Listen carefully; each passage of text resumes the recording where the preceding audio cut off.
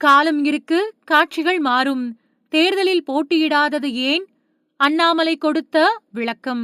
தமிழக முன்னாள் பாஜக தலைவர் அண்ணாமலை ரொம்ப நாளைக்கு முன்னாடியே நான் போட்டியிடல அப்படின்னு எழுத்துப்பூர்வமா குடுத்துட்டேன்.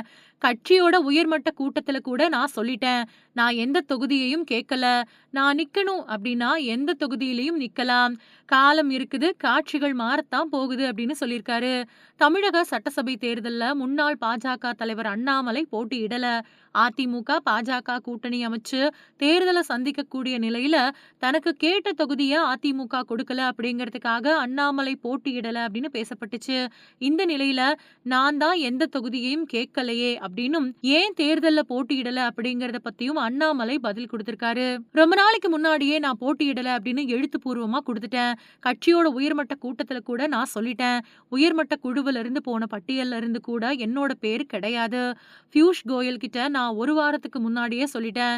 பாஜக பொதுச் செயலாளர் எல் சந்தோஷ், தலைவர் நிதின் நபின் கிட்ட கூட என்னோட கருத்தை நான் சொல்லியிருந்தேன். அதனால கட்சி என்னோட கருத்துக்கு மதிப்பு கொடுத்து என்ன பிரச்சாரத்துக்கு யூஸ் பண்ணியிருக்கிறது சந்தோஷம்தான். காரணம், இந்த தேர்தலை பொறுத்த வரைக்கும் எல்லாருமே பணி செய்யறோம். தமிழ்நாடு முழுக்க பாஜக வேட்பாளர்கள் 27 பேர் இருக்காங்க. தேசிய ஜனநாயக கூட்டணி வேட்பாளர்களுக்கு பிரச்சாரம் செய்ய ரெடியா இருக்கேன். எனக்கு 21ஆம் தேதி முடியும் வரைக்கும் வரிசையா பிரச்சாரம் இருக்குது. வேட்பாளர் போட்டியில நான் இல்ல. நான் எந்த தொகுதியையும் கேட்கல. நான் நிக்கணும் அப்படின்னா எந்த தொகுதியிலயும் நிக்கலாம். எல்லா தொகுதிக்கும் வேட்பாளர்கள் இருக்கிறாங்க. கோவையில சிட்டிங் எம்எல்ஏ இருக்கிறாங்க. அவங்க போட்டியிடுறது தான் முறை. மொடக்குறிச்சி தொகுதியில நிறைய பேர் வேலை பார்த்துட்டு இருக்காங்க. தெற்குல எம்.ஆர். காந்தி மறுபடியும் போட்டியிடுறாரு. நான் எந்த ரேஸ்லயும் இல்ல. எந்த தொகுதியையும் கேட்கல. ஏப்ரல் 23 வரைக்கும் பிரச்சாரம் செய்யறது என்னோட வேலை. அதுக்கு பின்னாடி மத்தத நான் பேசுறேன். எல்லா சண்டையும் ஒரே நேரத்துல போட முடியாது. இந்த தேர்தல்ல என்னோட சண்டை அப்படிங்கிறது பிரச்சாரம் மூலமா தான். 2024 பாராளுமன்ற தேர்தல்ல போட்டியிட்டப்போ எனக்கு சின்ன வருத்தம் இருந்துச்சு. என்ன நம்பி பல வேட்பாளர்கள் போட்டியிட வச்சோம். ஓபிஎஸ், டிடிவிக்கு பிரச்சாரம் அதிகம் செய்ய முடியல.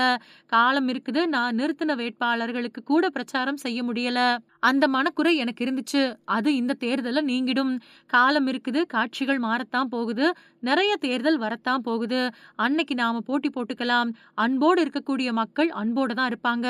இந்த தேர்தல்ல சண்டை அப்படிங்கிறது திமுகவோட தவறுகளை எடுத்து சொல்லணும். தமிழ்நாடு முழுக்க போகணும் அப்படிங்கிறது தான் அப்படின்னு பேசியிருக்காரு.